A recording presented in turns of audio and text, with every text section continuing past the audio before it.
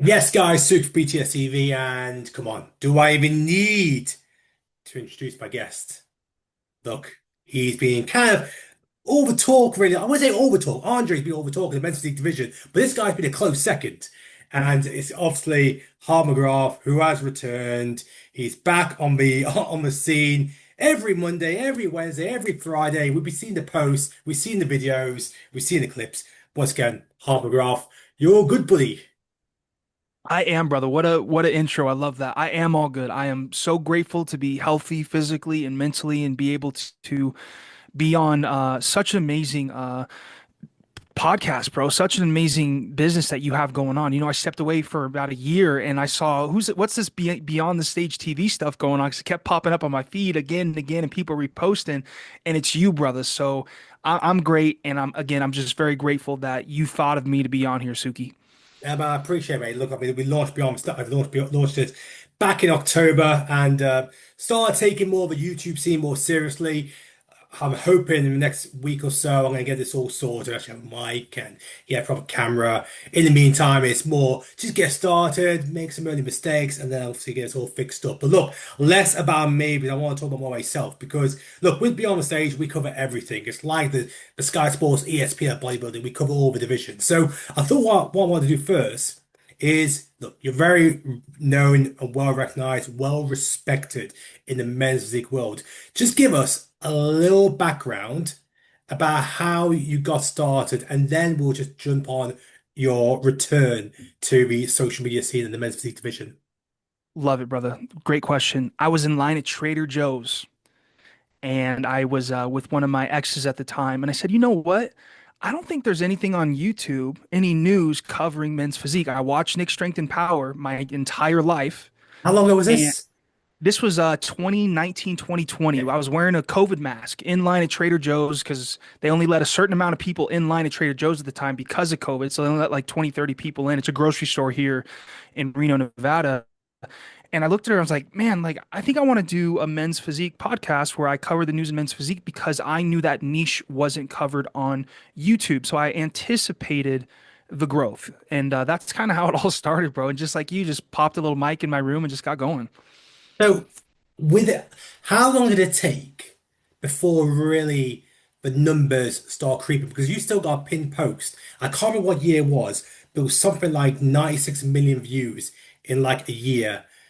So you started 2019. At what point did it really start kicking off and the views start to escalating? That's a great question. I started 2019, I think really early 2020. It was another channel. It was called Hart McGrath. It was actually my first channel, so not the one that everyone knows. And for 2 years, 2.5 years, I grinded on that channel and got to about 15,000 subscribers. That took 2 years being at my mother's house in my room, not working a job, bro. I just put my whole life into that YouTube channel. How often were And you posting then? Sorry, how often were you I was posting? probably posting every other day, Okay. 3, 4 days a week, and I only got to about 15,000 subscribers in 2 years. I sold the channel to my dear friend Marcus Hunter. I'm sure you know who that is. Yeah, yeah. And I took about 6 months off, and I was like, you know what? I'm gonna get back at this thing again because I tell people all the time, like, I struggle working 9 to 5s. I struggle sitting in offices all day or doing labor all day. I just struggle doing that mentally. And I started again. So I started that new channel that had over 100,000 subscribers November 2022, Okay. and a year later I went from zero to 100,000. But a lot of people don't realize the reason I blew up is because of two reasons, Suki. Go I on. don't think I'll blow up that quick again. Like my goal now is 30K subscribers by January. I don't think I'm going to get 100K in a year. I blew up because shorts became a thing, and I started posting men's physique and bodybuilding shorts a lot. And I think YouTube's algorithm was just really pushing it. It doesn't push shorts anymore. If you watch my channel now, it doesn't get 10, 20, 30, 100,000 views per short like it used to do. So that's one reason. And then the second reason my channel blew up is because Jeremy Buendia came back for the first time, and that was all the buzz. So I used him coming back and talking about him to grow from zero to 100 in a year, which I don't think is I don't think is possible again, brother. So I mean, it's just incredible to think. I mean, I think this is also great to hear those people who are looking to start YouTube channels, especially following a passion project, wherever it could be. It doesn't even need to be Bible, it could be anything, Pokemon cards, whatever you want. Yeah. Um, 0 to 100K is absolutely incredible, and we've seen your work as well. That there was a quality to it. It was professional. We saw that the interaction from the men's physique division, the pros seem to like as well, especially if they got covered. Yes, I know there are going to be some that may take offense when you want to be real and you want to talk the truth, but all in all, it seems Mhm. positive. So I guess my question is then, what was the reason then for stepping away? Because you had a really, really good thing going, and such a good thing going that even the guys here in the UK and Europe were following it. They appreciate it. They Mhm. used it for their own channels where they may grab some content. So you were recognized internationally, not just in America. So what was the reason to step away? Two reasons, brother. And I don't think I've ever really talked about this publicly. The first reason is I hopped off of testosterone right when I hit about 100K subscribers. And I'm telling you, Suki, my levels were obviously low. I didn't get them checked at the time, but I felt off. And because I hopped off a test, because I wasn't amped up, because I wasn't aggressive in the gym and into bodybuilding, I lost interest looking at the screen about physiques. Like it didn't interest me, like being on test, I'm a lot more attracted to looking at crazy physiques on my phone. When I'm off a test and I'm natural, I'm not that interested. Like that's the honest to God truth. That's the first reason. So I learned my lesson there. The second reason is my partner at the time in the past, and this is my fault. I gave that person way too much control over my channel, meaning I couldn't do the channel without them. Both emotionally, that person had to get me mentally ready to do a video. I became so dependent on them helping me to become like have the courage to do a video to the point when they broke up with me, I couldn't do a video. I also taught them how to do my thumbnails. So I got very lazy. So in the beginning of that channel, I made badass thumbnails. I wanted to free up more time for myself. So I was like, you're not working right now. How about you just learn how to do these thumbnails? They became amazing at thumbnails. So for the last 7, 8 months of that channel, I didn't do any of my thumbnails because I taught that person how to do it. So when we broke up, I didn't know how to do thumbnails. My heart was crushed and I was off of testosterone. And I was like, I don't want to do this anymore. So I made a really emotional decision. And within a week, I sold the channel to Toplin. So I also want to just jump on another thing here because 100K subscribers, you mentioned about maybe that the heart wasn't in as well, and other factors at the same time. But I've also seen like for example, opportunities always come about for those who are successful in their field. We saw Nick Trevor Power, do the commentary, the Arnolds, obviously Dave Palumbo for RX. We see him do interviews and other stuff with the IPB. Were there no opportunities that may have come knocking on your door that may have reignited another fire to do, okay, you know what? Yeah, I'll carry on the channel, but I can now jump on this opportunity as well. So I can start branching out and maybe not just be fixated on just YouTube. The craziest thing happened a few days after I sold my channel. Tarek Elgendi, who runs Olympia TV, reached out and kind of gave me that invite, and he posted that about me. And I was so down and depressed, I didn't even care. I didn't even. I took everything for granted, if I'm being honest. When I wasn't grateful and I thought I arrived and you never really arrive. And that was probably the biggest opportunity that I missed. I worked with Tarek all that year. I kept DMing him. I kept asking him if I can use his footage. And he became kind of my friend. We started texting, and I'm like, damn, I'm texting Tarek El Gindi right now. That man, the Gindi brothers, they yield a lot of power. So that was the biggest opportunity that I feel like I missed. And if there's some way in the future I could open that door again, that'd be amazing. Was there hope for maybe? Yeah, back then, I mean, did you have any lofty goals that you wanted to achieve when you were doing the channel? Did you want to maybe have a more prominent role with the IFBB, maybe doing the backstage interviews? Because we all know that people will get personalities like yourself involved if they know they've got a fan base, because already they can guarantee they're going to take that fan base to view their show or whatever's going on. I mean, did you have any goals or aspirations while you were at your peak? Yeah, I mean the goal always, and I still don't have my plaque. Alex, you better give me my plaque, bro. If they sent Oh you that 100K shit. plaque, I got to get on his ass for that. I don't know if they sent it to Yes. his mail and he's hiding it or what, but the goal always was six figures. I Okay. wanted to hit 100,000 subscribers, and I remember when I saw the channel and I was watching the screen and it hit 100K, I didn't feel a damn thing. For some reason, I thought I It's was gonna sad. feel like I was on top of the world. I didn't feel a thing, man. I put so much weight into such a fictional number that doesn't really mean any.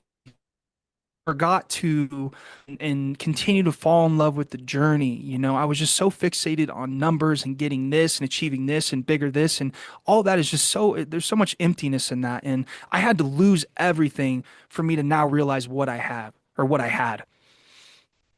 So, looks like your screen's frozen, by the way, mate. Your eyes Let are me get off just my phone closed. Wi-Fi. I can still hear you anyway. So I'll ask this question while we're trying to get that all sorted. Okay. Um, my I want to just follow up. So you left, but when you left, and you said that you didn't feel anything when you hit the 100K mark. When you left, I Hmm. refuse to believe that you weren't inundated with messages from people who follow your channel, who watch your videos day in, day out.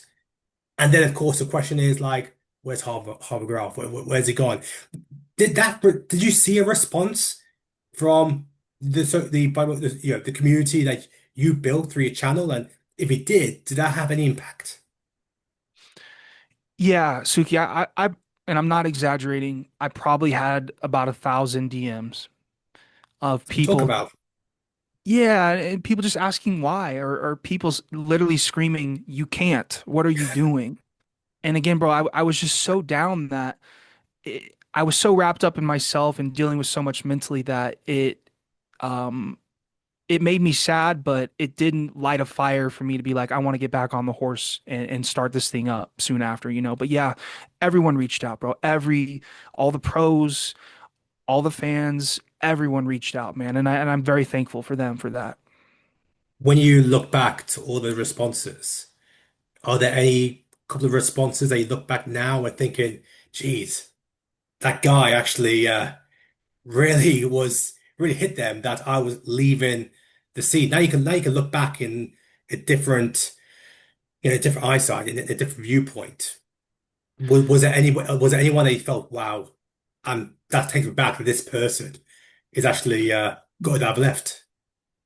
I'm getting chills, bro, because the it wasn't like any big time figures that reached out that are in my memory that were showing support when I was leaving. It was just the normal follower of bodybuilding who said, "Hey, Hart, like please don't leave, man. Like you saved my life."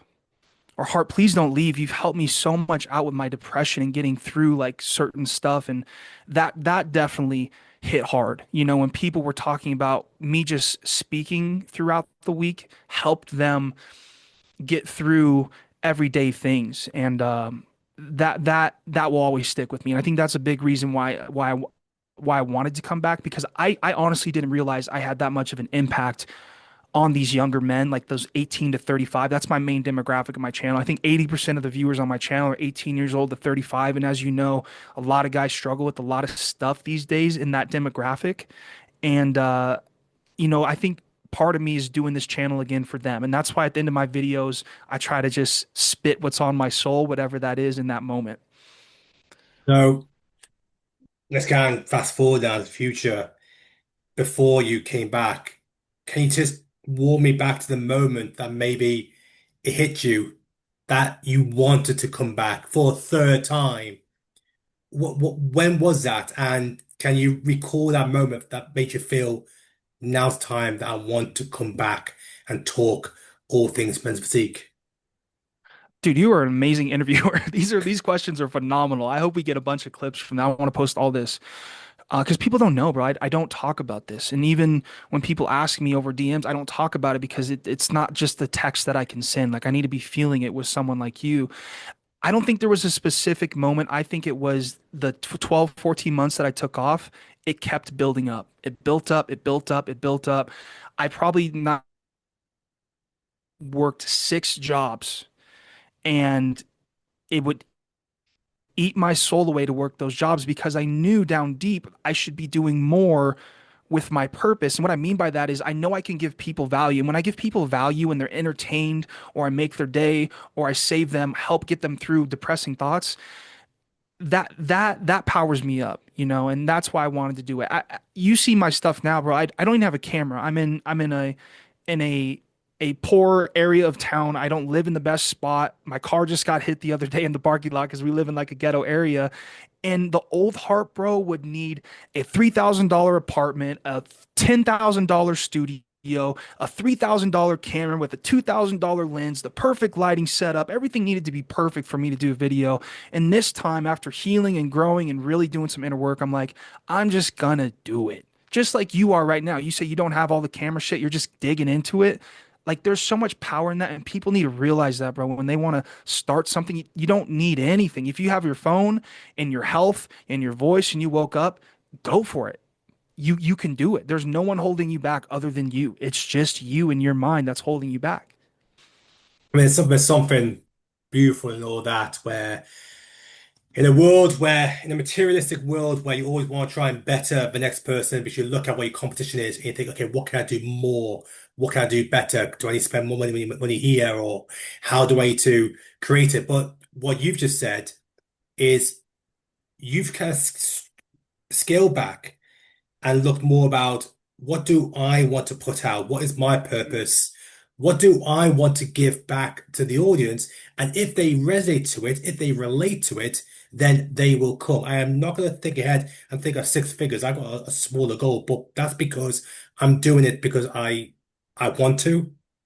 It doesn't feel like work, and I can be creative in how I'm creating content, which obviously from what I see right now, you are being creative. You're taking footage and you put it in how you want to put it out there, and we're already seeing the rewards from it, from the views, the engagement, and the people interacting with the content. Spot on, brother. Spot on. So let's talk then about you've come back. And like when you announced it, all of a sudden it wasn't just the average follower or the NPC competitor. It was IP pros. I saw everyone. You just posted on your story. Ryan Terry dropped you a voice note. We see Ali Bilal. He's happy. Andre. I mean, everyone's. I know there are some you mentioned on the Physique Radio, which I watched earlier today, that there are some people that may not be seeing you too kindly, but the majority is all positive. Now you've come back and you're seeing all these positive comments, the same type of positive comments you had when you left the scene, and they didn't Mhm. hit you. They just welcome you back. I'm assuming now you're seeing these comments in a different light. Yeah, the old Hart back in 2024 and before then took everything for granted, brother. And I wasn't grateful for what I had and what I accomplished and who was around me and who was there for me. And I was really living life unconsciously. I wasn't conscious. I wasn't just, I was thinking so much, brother. I was thinking so much about everything, and I wasn't able just to slow down, take a second, look around me, and say, dude, you have so many people that look up to you, so many people that follow you, and so many people that you give value to. Like, you need to understand how important that is. And the old me didn't, brother, but now I'm happy if a kid in India with 10 followers reposts me. I DM him, I send him a voice memo, I send him hearts, and I say thank you, bro, because it does mean a lot to me now. I remember you put a story up, or I think it may have been maybe a repost of a story, but you just said, look, sometimes I can't reply to every comment, but trust me, I read them all.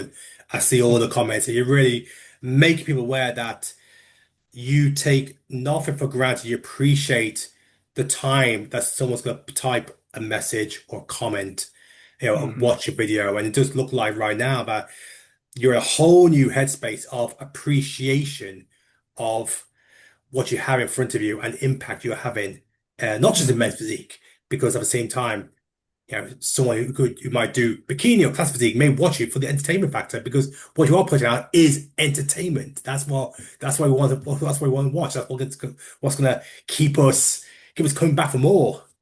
Yeah. Yeah. It's about entertainment for sure. And I love doing it.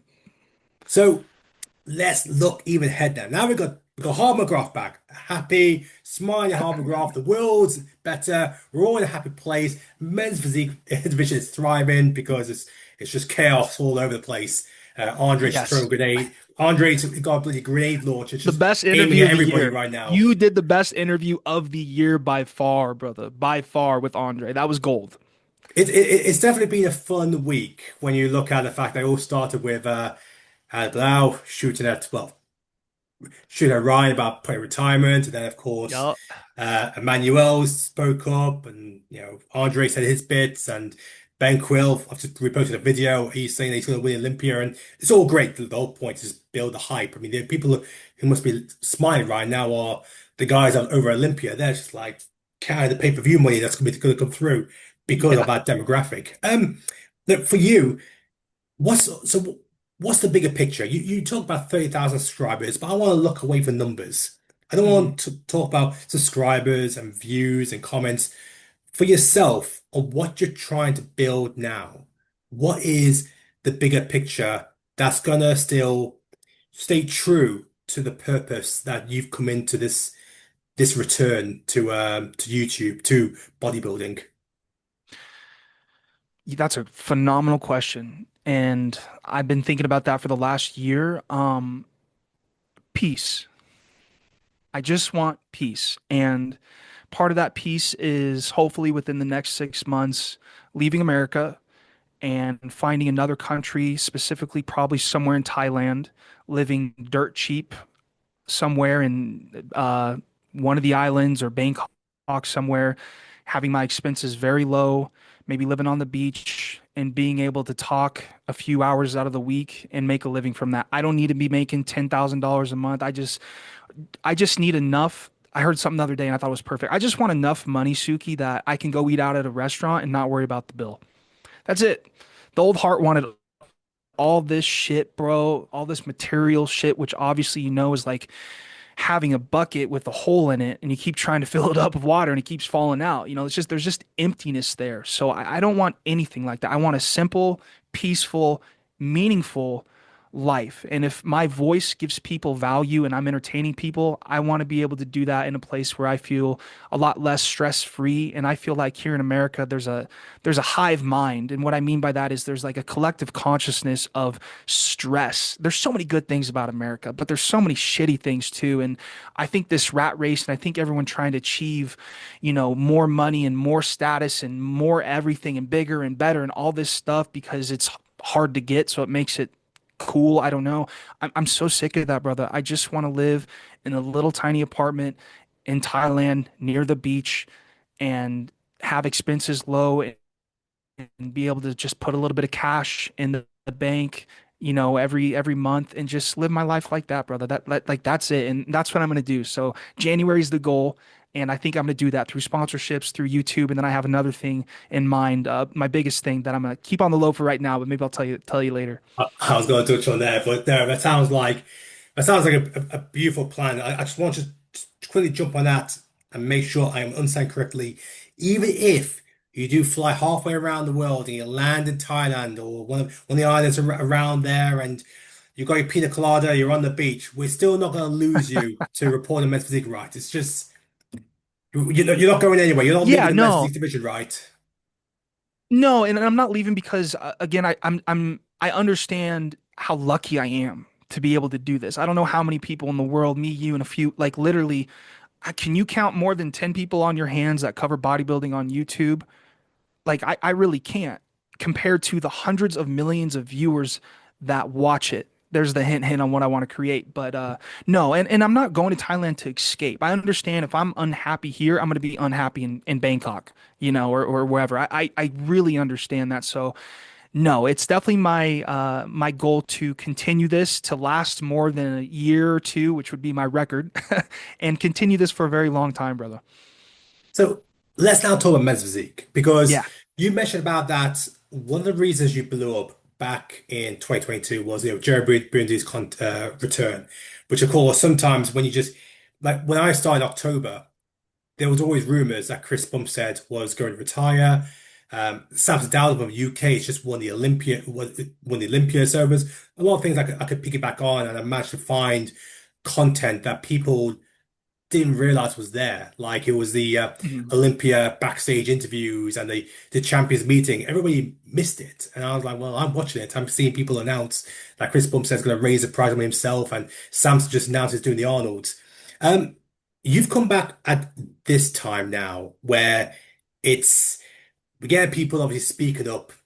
What, where do you rank this type of era we're in right now in men's physique when we talk about the characters and the personalities? I'm not talking more about physiques. I'm talking about the personality here, where really you want to talk about them because people are engaged by them. They sometimes they be controversial. They shoot for the hip, and therefore it makes our life easier because they're putting the content out there. They're speaking their mind and it gets people talking. It builds a hype. What's this era like compared to previous eras of men's physique? That's a great question. It's interesting because I don't know when did Banks win? 2022, I believe it was. 2022, 2022, yeah, 23, 24 was Ryan, yeah, 22. Yeah, so obviously when Banks was the Mr. Olympia, I don't think that we ever had a men's physique Mr. Olympia where so many people disliked not only him winning, but the way he carried himself at the time. Like, I have nothing against Banks. I hope to see Banks one day here in the near future and get a workout in with him and shit the shoot. You know what I mean? But if I had to rank it, I mean, I mentally, bro, I have to force myself and think this is the most exciting year. And obviously when we get those cool conversations that you get from Ali or we get from Andre Ferguson, it helps us out. But even if it's not there, I understand that I have to create it. I have to sit here in my quiet little room, look at a video, look at a photo, and create the drama, create the entertainment, create the atmosphere that people enjoy. So if these guys aren't going to do it, I'm going to do it. I'm going to find a way to do it creatively. That's that's interesting because like yesterday, I did a post about Sam Sulek could be looking at making his pro debut in the Prague show, not the Arnold Mm, 2026. okay. And that was all because I watched one of his videos. He announced that it's the end of his off season. He's now going to get grainier than ever before in October. By October, I was like, oh, October. I just dropped a Yeah. message to a couple of sources who I knew, and they came to the hint that maybe it could be true. And it's all about doing detective work, which for me is that this something that I enjoy is that little detective work is looking at is you need to know where to look and you take little bits and you can spin it without being completely false. Is you still try and find out is there some truth behind it and then Mhm. create the conversation piece. And if you do it right, then other people will jump on it as well, share your content. And I'm hoping, well, that's what's helped me. People are sharing like our content, used it for their material to talk about it. And Mhm. obviously, like, yeah, I look at like, the content that you're putting out right now is you're putting content out that's very unique. I see, what was he? I mean, Jesus, the OnlyFans bit you mentioned on Brandon and Eris. Jeez, mate, he actually went there. I was like, I loved it. I was like, Yeah, just being different and you know what? It's probably something that people thought about as well. Like, probably thought, yeah, you know what? They would make a mint. yeah, it's important to be different. And like people sometimes ask me, like, bro, how do I be different? How do I come up with new stuff? It's like, bro, just be original. Like just be true to you, how you are. Don't try to act or talk or think or put out stuff that you think is going to be socially acceptable by the league. I put out, you saw, like you just said, I put out content all the time that is weird AF, and I get those comments and I love that. When I get more negative comments on my stuff, usually my stuff reaches a further audience, which is what I love. So yeah, you gotta be strange with it. You gotta be weird. And like I'm a weird, strange, funny, goofy dude, and that's who I am. So putting out anything other than that type of stuff wouldn't be me. I commented on that OnlyFans Aaron Banks Instagram reel. Someone said, Hart, this is weird as stuff. I'm never watching your stuff again. I'm like, bro, like, do you not know who I am? Like, my old Instagram account was called Hart is Weird. Like, dude, I'm a weird dude. Like, what y'all think about it, right? Y'all think about Aaron Banks's girl. Y'all think about Brandon's girl. All that they do is post them. Like, they look alike. They're interchangeable. Like I'm gonna say whatever like people think what people think about, bro. Like I'm gonna say because we're all thinking the same shit at times. Maybe not the OnlyFans thing. Maybe that was out of the blue, but you get what I'm saying. Let me throw this because we talk about content as well. I'm gonna throw this to you. Um, before the year's out, before 2025 is a wrap, if you could if you could have one outlandish thing that could happen in Mevzik, maybe it's a bit of a it's a bit hopeful prediction. One mad thing could happen in the Mevzik division in 20 by the time 2025 ends. It might be Olympia, it might happen in October, November, December, whatever. That you think would just blow the Mevzik division up. And there's a small chance it could happen. What thing would you hope that would be? I've got one in my head. But you go for it. Dude, you have the best questions. Easily, that's such an easy answer, brother. And as soon as you started talking, I had it. Jeremy Buendia wins the Olympia. Is that what you're gonna That's so say? good. Yeah. I would love that. People think I hate on Jeremy Buendia because I just posted something that he's not going to win and all this stuff. There is nothing more I would want down deep than to see Jeremy Buendia win the Mr. Olympia and to see the faces of Terry, Ali, Hendrickson, Aaron Banks, Ferguson, all those guys on stage as Jeremy's name is being called. That would be my number one wish. Do I think he's going to win? I don't. Do I want him to win because of what it would do to the division? Of course. I'll go one bigger. And this is Okay. completely out there, given of what's happened. I would, I would love it. I would say this is a 0.1% chance this might happen. I mean, that's a bit harsh, in fact. But if they did like a final call out, two people came up to the front, Jerry Buendia and Andre Ferguson, both came out at top two, and they're like, all right, final round posing. Who's got it? And it's just this, it just builds to this moment where it's like these two who've been there since last decade, and it's them. And you're thinking, is this gonna happen? Is Jeremy gonna win number five, or is Andre gonna do the unthinkable? The Masters Olympia winner is gonna take out the four-time champion and get a win over Jeremy Buendia. And Bro, then I love that. I'm picturing it right now, Andre and Jeremy side by side, posing on the Olympia stage 2025, final call out, like you're saying. I don't think anyone would be able to walk through them because there'd be just this invisible layer of like thick frustration, aggression, legacy, feelings. You know what I'm saying? I would love to see that. That's a beautiful one. That's a beautiful one. it's yeah, no, I think you're right with Jeremy White. Look, even though I'm UK, I'm UK based, so obviously I'm Team RT, I'm Team Yeah, Right, that's but I it. do love all the guys as well. Yeah. But there is just something. Look, we all want those storylines because storylines sell, and you jump on it as well. Chris Bumstead retired, and now it's to come back for one more show in Prague. So the fact that yeah, Jeremy's there, and look, I know he said that he feels he can win, and people write him off. Look, this is a great business decision because he just opened his gym. He just opened his gym. There's more eyeballs on him than ever before.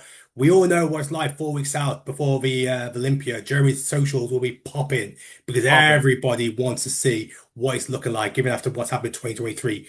All eyes will be on the four-time champion. Well, look, mate, we're going to wrap it up there because I think this is more of just kind of just catching up the fact that you've returned to the men's physique game, the social media game.